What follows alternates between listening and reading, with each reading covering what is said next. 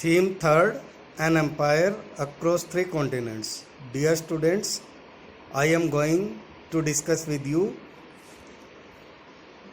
this chapter, an empire across three continents. In this video, I am going to discuss with you geographical location of Roman Empire, which was spread in three continents, sources which are used by Roman historians to reconstruct Roman Empire history, the two most powerful Roman and Iranian Empire, differences between these empires, and phases of Roman Empire, early and late empire. Next, the Augustan age, peace age, and administration of the vast Roman Empire, and 3rd century crisis, and political history of Roman Empire. Okay, about the emperor, senate and army, and gender, literacy and culture. Let us start. Geographical location of Roman Empire, which was spread in these three continents. Look at the map. Europe, some part of Western Asia and some part of North Africa. Okay, 3 महाद्वीपों में फैला हुआ साम्राज्य था. North के अंदर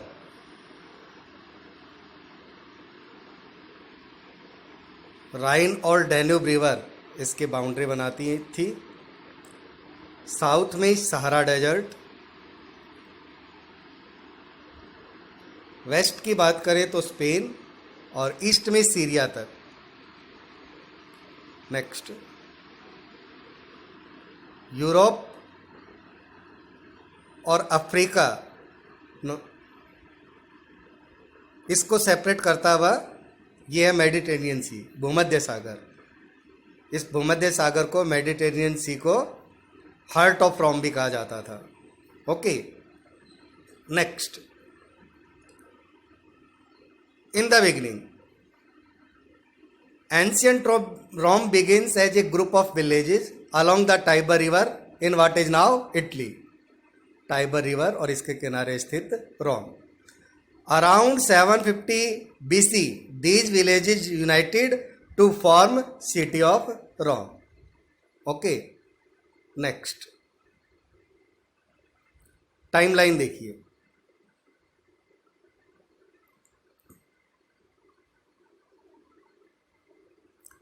753 BC, founding of Rome. 700 ईसा पूर्व से लेकर लगभग 500 ईसा पूर्व तक मोनार्की सिस्टम रहा. उसके बाद 509 ईसा पूर्व रिपब्लिक सिस्टम की शुरुआत हुई. 509 ईसा पूर्व से लेकर 27 ईसा पूर्व BC तक.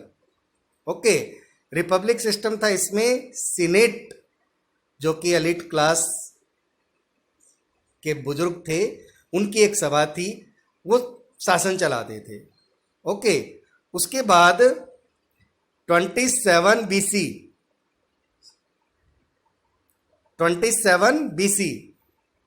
ईसा पूर्व में जूलियस सीजर का अडॉप्टेड सन था और उसका सक्सेसर भी था, उत्तराधिकारी, ऑक्टेवियन. उसने तख्ता पलट किया और सत्ता अपने हाथ में ले ली रोमन साम्राज्य की, और अगस्टस के नाम से राजा बन बैठा. सारी पावर उसके हाथ में थी. हालांकि वो निरंकुशता उसने प्रदर्शित नहीं की.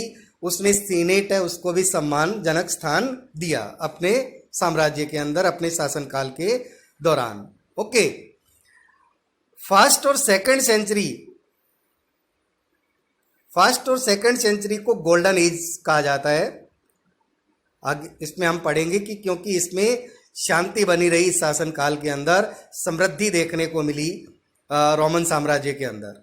ओके, और उसके बाद 3rd सेंचुरी क्राइसिस, उसके बारे में आगे हम पढ़ेंगे. ओके, 3rd सेंचुरी क्राइसिस, और उसके बाद फेजेस ऑफ रोमन एज, उसके बारे में हम पढ़ेंगे. नेक्स्ट, अगला topic, area of Roman empire. Most of Europe. Okay, मानचित्र में आप देख चुके. Large part of the fertile crescent Europe का उपजाऊ अर्धचंद्राकार भाग, नॉर्थ अफ्रीका यूरोप और अफ्रीका को सेपरेट करने वाला मेडिटेरियन सी, ओके, और नॉर्थ के अंदर bounded by Rhine and Danube, और साउथ में सारा डेजर्ट, और वेस्ट के अंदर स्पेन, और ईस्ट के अंदर सीरिया तक फैला हुआ एक बहुत बड़ा साम्राज्य। ये एरिया है रोमन साम्राज्य का। ओके, नेक्स्ट, किसी भी टाइम पीरियड की या किसी भी साम्राज्य की हिस्ट्री को रिकंस्ट्रक्ट करने के लिए हिस्टोरियंस के लिए बहुत इंपॉर्टेंट होते हैं सोर्सेज, और इस मामले में रोमन इतिहासकार भाग्यशाली रहे क्योंकि उनके पास रोमन इतिहास की जानकारी के पर्याप्त सोर्सेज अवेलेबल थे। Roman historians have a rich collection of sources to go on which can be broadly divided into three groups: text, documents and material remains. Okay, text के अंदर कौन कौन सी चीजें आती हैं? सोर्सेज जो हैं, कंटेम्प्रेरी हिस्ट्री, समकालीन इतिहासकारों द्वारा लिखा गया इतिहास, पत्र, स्पीचेज, सरमन्स एंड लॉज, और डॉक्यूमेंट्स के अंदर इंस्क्रिप्शंस, कार्टून स्टोन, और जो एडमिनिस्ट्रेशन लैंग्वेज थी रोमन एम्पायर की, ग्रीक और लैटिन, उसमें लिखे हुए बहुत सारे इस तरह के इंस्क्रिप्शंस थे, या फिर पेपायरस से तैयार किया हुआ डॉक्यूमेंट्स था, उस पर कोई कॉन्ट्रैक्ट या अकाउंट थे, या लेटर्स थे, या ऑफिशियल डॉक्यूमेंट्स थे, जिनका सोर्सेज के रूप में इस्तेमाल किया गया रोमन हिस्टोरियन द्वारा to reconstruct history of Roman empire. तीसरा बहुत इंपॉर्टेंट सोर्स था मटेरियल रिमेन्स, जिसमें बिल्डिंग थी, मोनूमेंट थी, पोट्री थी, कॉइन्स थी एंड मोएजिक, ओके, एक्सेट्रा। ये कुछ पिक्चर्स दिखाई गई हैं, डॉक्यूमेंट्स है उनकी। Next, the two empires that ruled between the birth of Christ and 630 common era, ईसा के जन्म से लेके और 630 ईस्वी तक दो महान साम्राज्यों ने एक समकालीन शासन चलाया, वो थे रोम और ईरान, और दोनों आपस में पड़ोसी थे। The Romans and Iranians were neighbours, और दोनों का साम्राज्य है उसको डिवाइड करने वाली एक रिवर थी, Euphrates river. Okay, the Romans and Iranians were neighbours, separated narrow strip of land that run along the river Euphrates, पड़ोसी थे। So they were rivals and fought against each other much of their history, तो कई बार उनके बीच में संघर्ष भी होता रहा, अपने इतिहास के लिए आपस में उनके बीच लड़ाई झगड़े भी होते रहे। नेक्स्ट, रोमन और ईरानियन एम्पायर द्वारा कौन सा जो क्षेत्र था उस पर कंट्रोल था, उनका नियंत्रण था। रोमन एम्पायर के बारे में हम मानचित्र में पढ़ चुके हैं, देख चुके हैं, दोबारा से देखते हैं। The Roman empire stretched from Spain in Europe to Syria in the east along the Mediterranean sea into Africa's desert, और नॉर्थ के अंदर in the north its boundaries were marked by the Rhine and Danube river, okay, and in the south by the Sahara desert. और अब हम बात करें Iran की।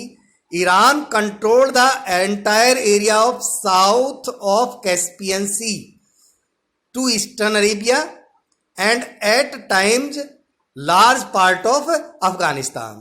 तो इन क्षेत्रों के ऊपर रोमन और ईरानियन साम्राज्य उसका नियंत्रण था। The phases of Roman empire. Next, Roman empire को ब्रॉडली टू फेजेज में बांटा जाता है। Okay, early Roman empire and late Roman empire. The whole period down to the main part of the 3rd century can be called the early empire. साम्राज्य की स्थापना से लेके और 3rd century तक, उससे पहले तक के टाइम पीरियड को अर्ली एम्पायर कहा जाता है, और 3rd century से बाद के टाइम पीरियड को लेट एम्पायर कहा जाता है। ओके, नेक्स्ट, अब हम डिस्कस करते हैं रोमन एम्पायर और ईरानियन एम्पायर है, उनके बीच में मेजर डिफरेंसेस क्या थे। ओके, रोमन एम्पायर बहुत बड़ा था, 3 महाद्वीपों में फैला हुआ था। ओके, रोमन एम्पायर है diverse population as compare to that of Iran, इसलिए रोमन एम्पायर में ईरान के कंपैरिजन में बहुत ज़्यादा विविधताएं थी, लैंग्वेज को लेके, ठीक है, खान पान को लेके, भाषा को लेके। Okay, the Parthian and Sasanian dynasties that ruled Iran in this period ruled largely over the Iranian. ठीक है, ईरानियन थे, उनके ऊपर पार्थियन और ससानियन वंश के शासकों ने शासन किया इस टाइम पीरियड में। Where as the Roman empire was a variety of territories and culture bound by common system of government. Diversities थी लेकिन एक कॉमन सिस्टम ऑफ गवर्नमेंट था रोमन एम्पायर का। रोमन एम्पायर के अंदर बहुत सारी भाषाएं बोली जाती थी लेकिन एडमिनिस्ट्रेटिव पर्पज के लिए यूज की जाती थी only Greek and Latin. Okay, many languages were spoken in the Roman empire but for the administration purpose only Greek and Latin were used. Upper class of east, east में रहने वाले जो upper class के लोग थे spoke Greek and those in the western part spoke Latin. Okay, next. All the people in the Roman Empire were subject of a single ruler, the emperor, जिसे सम्राट कहा जाता था, irrespective of where they lived and what language they spoke. Okay, next. मानचित्र देखिए, Roman empire, Sassanid empire और Iranian empire. Okay, Persian empire. Next,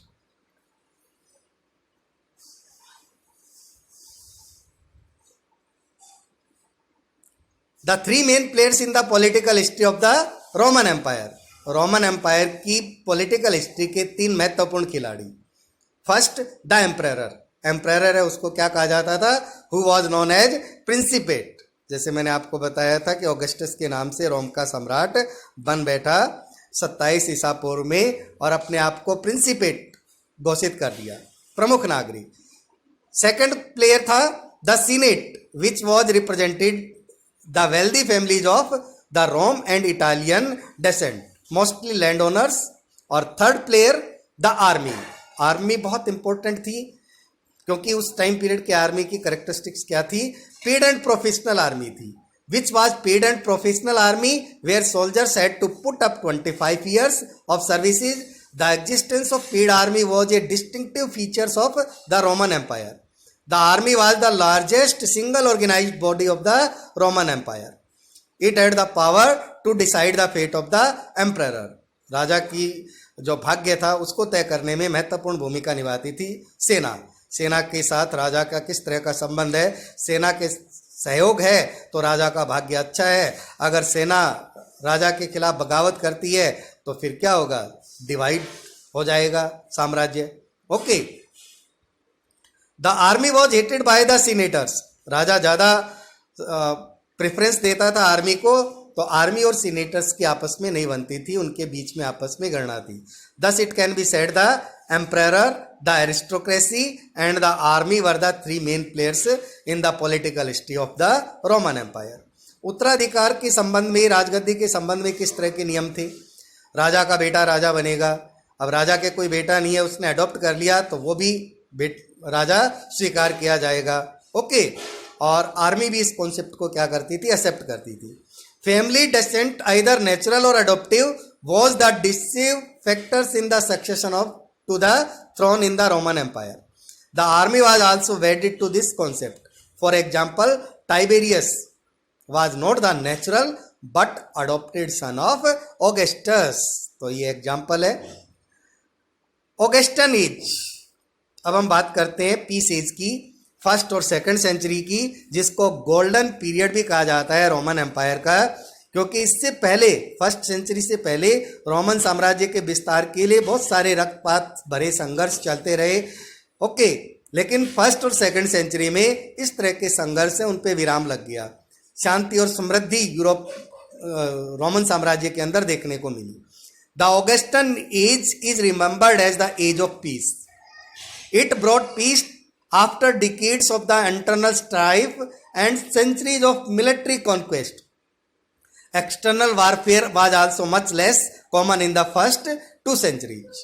Okay, next. इतने बड़े साम्राज्य का, रोमन साम्राज्य का प्रशासन कैसे संचालित होता था? तो प्रशासन संचालित करने में शहरों की बहुत महत्वपूर्ण भूमिका थी। The vast Roman Empire was controlled and administered with the help of urbanization. Okay, all the territories of the empire were organized into provinces and were subject to taxation.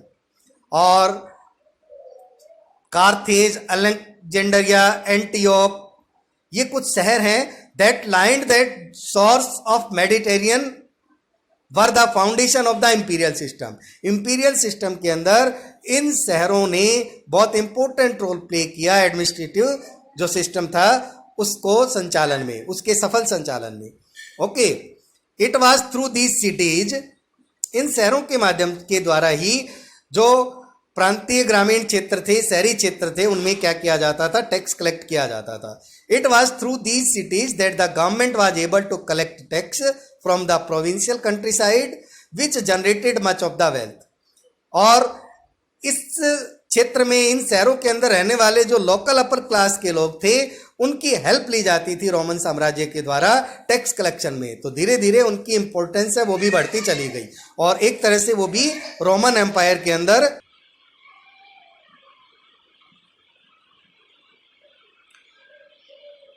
It was through these cities that the government was able to collect tax from the provincial countryside which generated much of the wealth. Okay, और इससे क्या पता लगता है, this shows that the local upper class was actively involved with the Roman state in administering their own territories and collecting taxes from them. Next, throughout the 2nd and 3rd century, the provincial upper classes, जो local class थी, upper class in प्रांतीय क्षेत्रों की, provided experienced officer that administered the provinces and command the army. इस upper class ने experience officer दिए प्रशासन को चलाने के लिए, प्रांतीय प्रशासन को चलाने के लिए और सेना को कमांड करने के लिए. तो इन लोकल एलिट्स की इंपॉर्टेंस है वो रोमन साम्राज्य में बढ़ती चली गई in the comparison of senator. Okay, thus they became the new elite of the Roman Empire. They controlled the army and looked after the provincial administration. They become much more powerful, the senatorial class, because they had the backing of the power emperors. Okay, emperors Gallienus consolidated their rise to power by excluding senators from military command. He did this in order to prevent control of the empire from falling into their hands. और इस तरह से इस नई एक Roman elite class है उसका उद्भव हुआ. नेक्स्ट आगे बात करते हैं Roman cities. Major cities Carthage, Alexandria, Antioch, जिनका प्रशासन चलाने में बहुत इंपॉर्टेंट रोल था इन शहरों का, कैसे टैक्स कलेक्शन करते थे विलेजेज और जो सिटीज थे उनसे. Okay, meaning of Roman city. Roman city का मतलब क्या है, तो रोमन सिटी का मतलब क्या है, N urban centre with its own magistrates, city council and a territory containing villages under its jurisdictions. जैसे आज हम डिस्ट्रिक्ट देखते हैं, इसी तरह की एक व्यवस्था उस समय में रोमन सिटी कहा जाता था उस क्षेत्र को. Okay, the villages could be upgraded to the status of the city and vice versa, generally as a mark of favour from the emperor. कई बार विलेजेस जिस पे राजा की दया हो जाती थी, कृपा हो जाती थी, राजा खुश हो जाता था, तो उस विलेज को शहर का दर्जा भी दे दिया जाता था. अब शहर का दर्जा मिलने का फायदा क्या होता था, advantages of living in the city of the Roman empire. क्या फायदा था रोमन सिटी में रहने का लोगों को, the advantages of living in the city was that it might be better provided for during food shortage and famines in the country side. Okay, अकाल पड़ गया, अनाज की कमी हो गई, तो उस समय में सिटी के अंदर इस तरह की सुविधाएं थी कि राजा या सम्राट है वो हेल्प करता था. ओके, और सिटी के अंदर पब्लिक बात या एंजॉयमेंट के ज़्यादा संसाधन उपलब्ध थे. जैसा कि आज हम गांव और शहर के कंपैरिजन करते हैं तो ऐसा देखते हैं गांव की तुलना में शहर में ज़्यादा फैसिलिटी देखने को मिलती है. अब बात आती है बहुत इंपॉर्टेंट 3rd सेंचुरी की. ठीक है, 3rd सेंचुरी का संकट क्या था इस रोमन एम्पायर के अंदर. First and 2nd century were a period of peace and prosperity and economic expansions, but the 3rd century was a period of crisis in Roman Empire. First and second century में हमने पढ़ा कि उसमें कुछ ज़्यादा इस तरह के रक्तपात या संघर्ष नहीं हुए, शांति बनी रही, समृद्धि देखने को मिली, इकोनॉमिक एक्सपेंशन देखने को मिला रोमन एम्पायर के अंदर। लेकिन थर्ड सेंचुरी के अंदर हुआ क्या, in 225 new dynasty called Sassanian emerged in Iran. Iran में ससानियन वंश के शासकों की उत्पत्ति हुई। वो ज़्यादा अग्रेसिव थे और उन्होंने यूफ्रेट्स रिवर थी उसके डायरेक्शन में अपने साम्राज्य का विस्तार करना शुरू कर दिया और रोमन एम्पायर उसके ऊपर हमले करने शुरू कर दिए। ओके, एक शिलालेख मिला तो शाहपुर, तो उसमें लिखा गया है कि लगभग 60,000 रोमन सैनिकों को मार दिया गया। उस शिलालेख में एक शासक द्वारा 60,000 रोमन सैनिकों को सफाया कर दिया गया। तो इससे इस शताब्दी में इस तरह के संकट रोमन साम्राज्य के सामने देखने को मिले। नेक्स्ट, दूसरा संकट द जर्मनिक ट्राइब्स, जिसमें कुछ जनजातियां थी, एलेमेनाई, फ्रैंक, गोथ, जिनको बारबेरियन भी कहा जाता था, began to move against the Rhine and Danube frontiers from 233 to 280 saw repeated invention. बार बार उन्होंने क्या किया, राइन और डेन्यूब रिवर की जो सीमा रेखा थी उस पर ही रहती थी, तो इन्होंने बार बार हमले करने शुरू कर दिए रोमन एम्पायर पर। The Romans were forced to abandon much of the territory beyond the Danube. Okay, और तीसरा चैलेंजेस क्या देखने को मिला, the quick succession of emperor. लगभग 47 वर्षों के अंदर 25 रोमन सम्राट है वो चेंज हुए। तो इस तरह से पॉलिटिकल इंस्टेबिलिटी भी इस सेंचुरी में देखने को मिली। Okay, it is a sign of strain faced by the Roman empire in the third century. Map देखिए, Germany, Rhine river, Danube river. Okay, Rhine river, Danube river. Rome 117 AD, map में देखिए 117 ईस्वी में Rome. Next, अगला topic है gender, literacy and culture. Family structure की बात करें, सोशल नॉर्म्स की बात करें तो फैमिली स्ट्रक्चर किस तरह का था, there was widespread prevalence of nuclear family. Nuclear family देखने को मिलती है, छोटा परिवार देखने को मिलता है। Adult sons did not live with their parents and it was exceptional for adult brothers to share a common household. Slaves हैं, उनको भी फैमिली का पार्ट माना जाता था। महिलाओं की स्थिति क्या थी इस साम्राज्य के अंदर, status of women, the women enjoyed considerable legal rights in owning and managing property. They were married off in the late teens और early 30s. Arranged marriage was the general norms. Women were often subject to domination by their husband. Wives were even beaten up by their husbands. Men dominated society देखने को मिलती है। The typical form of marriage was one where the wife did not transfer to her husband's authority but retained full rights in the property of natal family. Okay, women remained a primary heir to father's property after marriage. विवाह के बाद भी पिता की संपत्ति के अंदर उत्तराधिकारी, प्रमुख उत्तराधिकारी होती थी महिला। They could become independent property owners after their father's death. Divorce easy था for both men as well as women. Literacy की बात करें तो काम चलाऊ साक्षरता थी और साक्षरता भी किसी रीजन में ज़्यादा थी तो किसी रीजन में कम थी। ठीक है, कुछ क्लास के लोग ज़्यादा पढ़े हुए थे तो कुछ क्लास के लोग कम पढ़े हुए थे। The rate of literacy varied greatly between different parts of the empire. Literacy was widespread in army officers, estate managers, and soldiers. Casual literacy existed and it varied from place to place. एक जो ज्वालामुखी स्फोट में दफन हो गया था एक शहर पोम्पई, उसमें एक फैक्ट देखने को मिला। There was a wall in Pompeii which carried advertisement and graffiti which indicates high level of casual literacy. Okay, अब हम बात करते हैं कल्चरल डाइवर्सिटी, रोमन एम्पायर की कल्चरल डाइवर्सिटीज की।